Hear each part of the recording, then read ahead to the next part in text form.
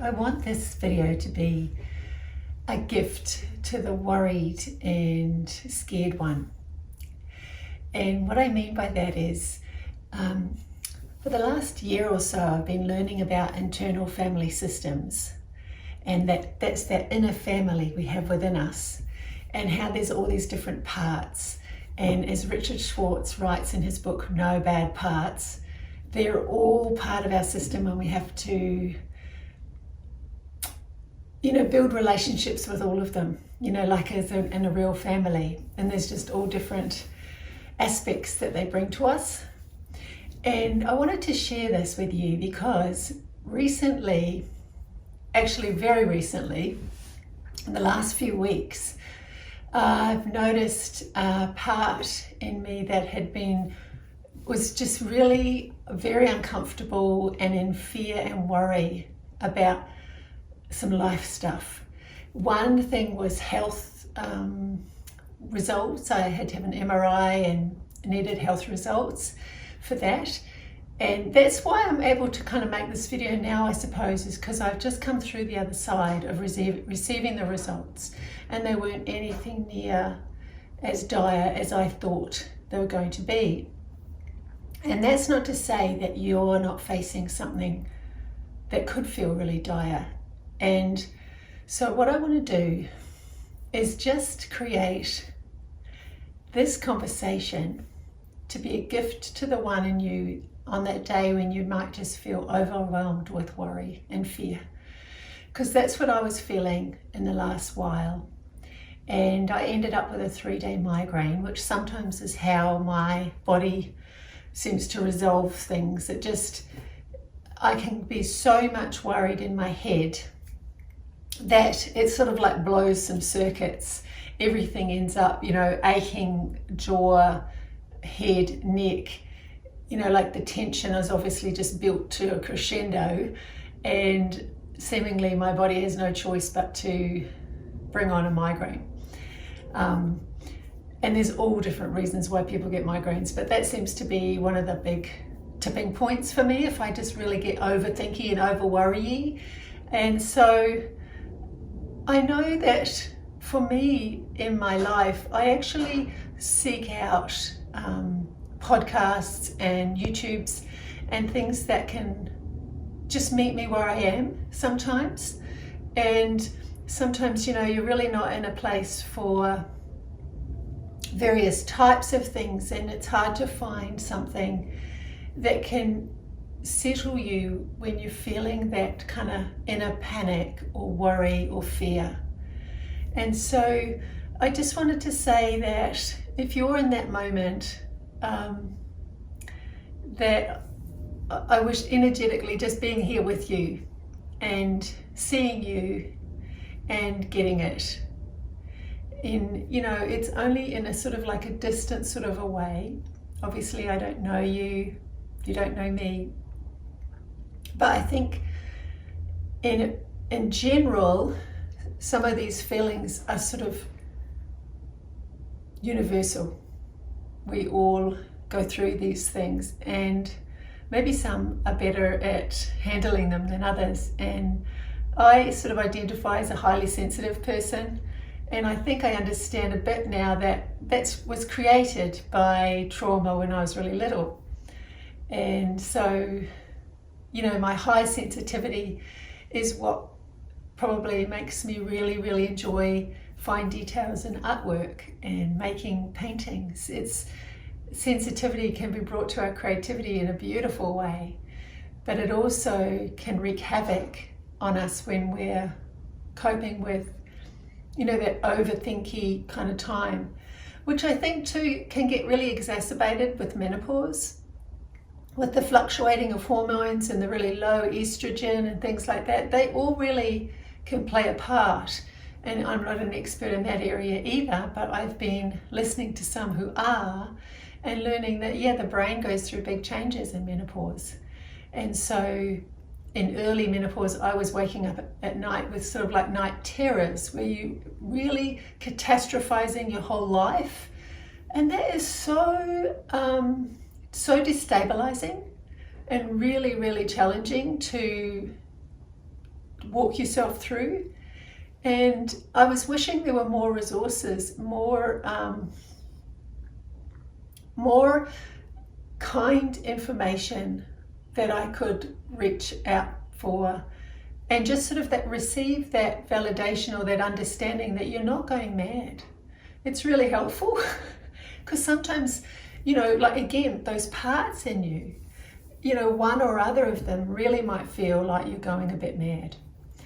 So I don't mean to make any of these assumptions about what you're going through, but I just wanted to make something that was sort of gentle and kind, the kind of video I wish I could find when I'm in that kind of disarray. And so what really helped me on the morning of the day I was going to go and get my results, as I went to Insight Timer and found a really gentle morning meditation to help me feel into my body, because that can help to bring you into this moment and bring you into right now.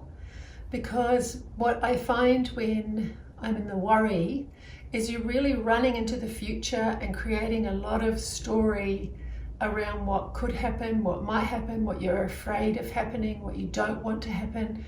And the body in this moment is having to deal and process with all of that thinking that you're putting through the system. And it can be very overwhelming. So in the morning of the result I was going for this week, I did a few things and I thought I would just share those with you. So the video with the exercise, that was when I woke in the morning after going back to bed, because I got up at 3 a.m, like in the middle of the night sometimes when I wake in worry and I can't get back to sleep. On this particular night, I asked myself, do you want to get up and have a cup of tea and do you want to write? And I felt yes. And so that is something that I do for myself as a validating, self-comforting practice. It's like I just be there for the one in me that needs to do that. I ignore the idea that we should be sleeping, because we're not anyway. We're in some sort of discomfort or overthinking. And so I bring myself out to a quiet space, put on these fairy lights and put my journal, and I just started speaking to the one in me who was really worried and fearful.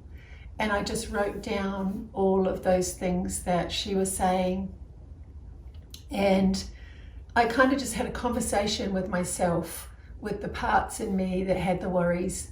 And I was able to kind of hear and just be present to what was going on for me in that moment.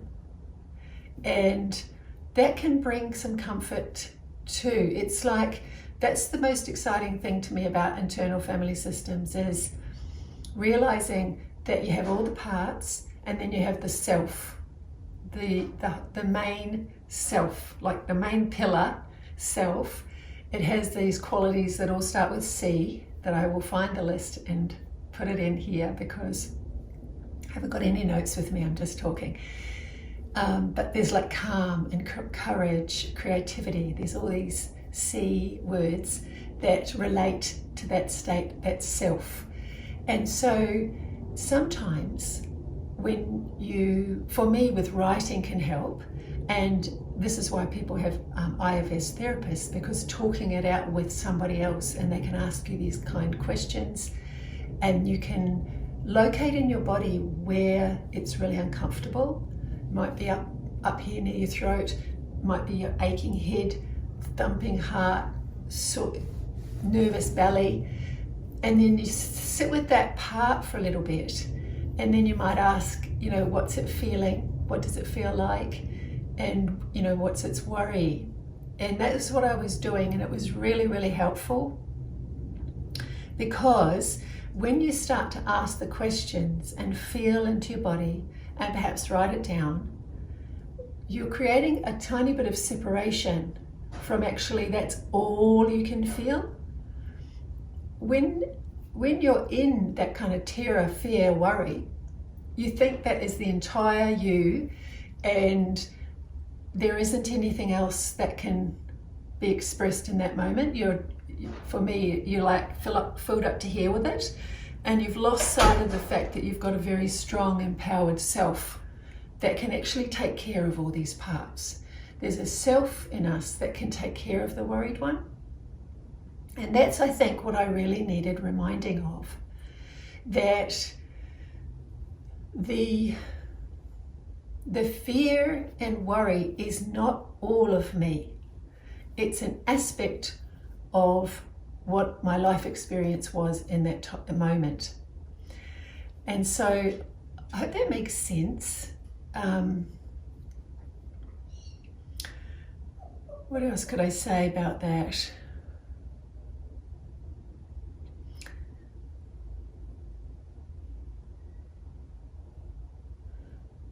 I guess, it's almost like offering it some stillness, offering a little bit of calm in the chaos that can be felt. And I'll just check in if there's anything else I need to say at this time.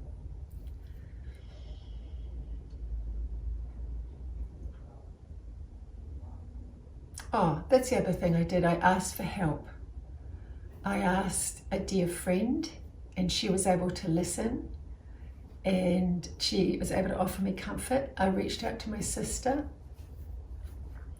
and I asked my husband to come with me to the appointment so that I wasn't going alone to hear the results of what I was feeling worried about.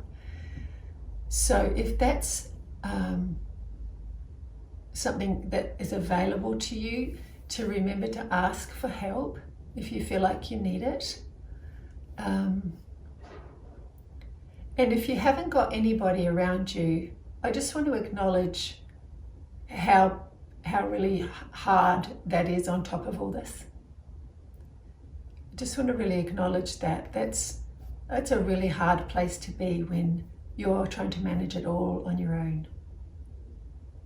So I just want to really acknowledge the courage and bravery that would take, and you're bringing yourself through that if that's what's your experience. And that's really huge. And I would wish for you that there would be somebody that could come in and give you the support you need. Because taking ourselves through big things like this all alone, I don't think we're meant to have to. That idea of community somewhere, somehow is quite vital to us humans. So I would hope that can happen for you as well.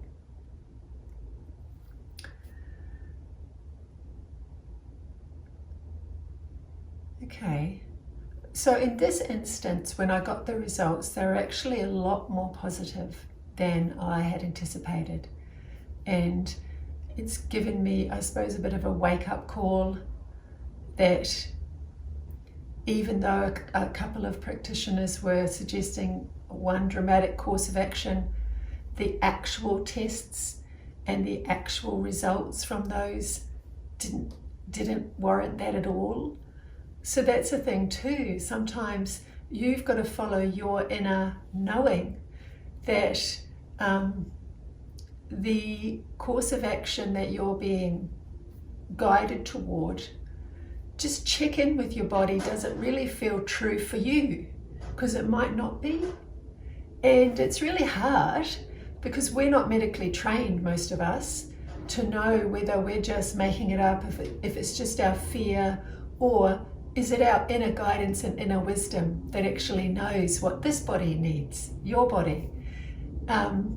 So that's something I think I got out of this experience too, was I had fear, but I also had a knowing that I don't want that. I don't want that. I don't think that's correct or right for me, that particular course of action. And then turning out that I was right was really quite interesting. A huge kind of burden lifted off my shoulders, because I felt like I was coming up against my doctors. my GPs. I felt like I was a bit, that one of them actually said, "Oh, you're mad." I mean, she said it in a joking way, but I really took it to heart and thought, oh my God, really? That's not helpful. Because they've done all the studies, so they're the experts, and we can sometimes just defer to them because I know that's what I saw my parents do. But this new our generation, Generation X, and the ones coming after, I think we're a lot more empowered to ask questions and advocate for ourselves more strongly, I think, than my parents were able to do. So I'm grateful for that. So now what I might do is I'll leave it there, and what I'd like to do to add into this piece is think of some journal activities that I find incredibly comforting. One that comes to mind is sourcing pictures of flowers. That's Aura. Aura! Okay. She's telling someone off out in the street. Sourcing pictures of flowers and doing a page in my journal with flowers. It's like bringing yourself flowers. And so that's one that really comes to mind that is very gentle and calming. When I was really young, my mum, when I was not well, we had these big scrapbooks, and my sisters, or maybe even my nana, I'm not really sure exactly, but these scrapbooks were all made before I came along, and then so we would flip through them when we weren't well. And so there were swaps, these things called swaps. They were like a page with little figures that were joined by little tabs, and you could cut around them and stick them in the scrapbook. I haven't seen those kind of things for quite a while. But yeah, the idea of that scrapbook and the collage, the incredible comfort of collaging. I cannot underestimate the benefits of collage. So that's something that I might find and see if I can put in here. Yeah, so I hope that is of some help to you, some comfort to you, and I just really send out some love to you where you are, and may you be strengthened and encouraged and supported, and you're bringing yourself through this time, and may you come out the other end sooner than anticipated or stronger than anticipated. Let this end up being a blessing for you in some way would be ideal. But yeah, all right.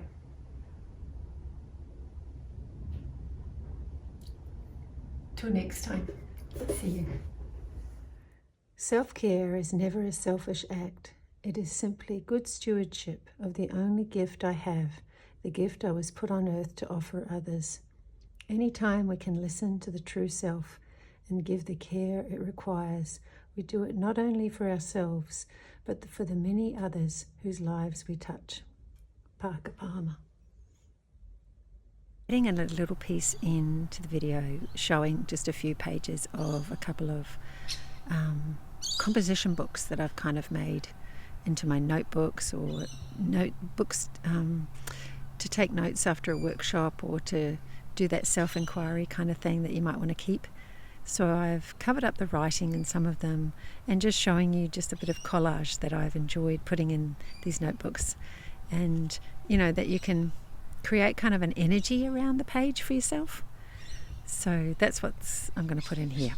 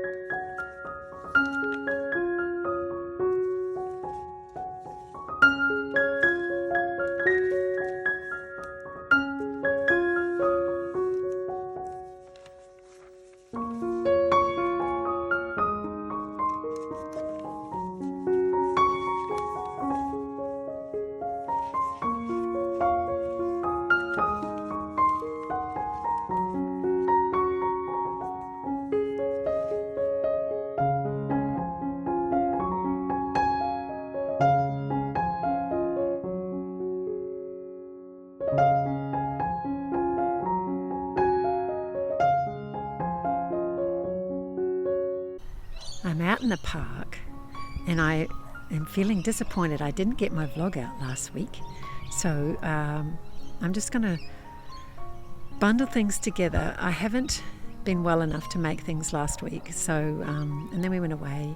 So I just feel like I'm in a bit of a schmozzle, and so at the moment the videos I'm making are just going to be the best I can do at this time, and but I just want to keep that momentum going of keeping making new ones. So if you're following along, thank you. And I hope you enjoy. All right, bye.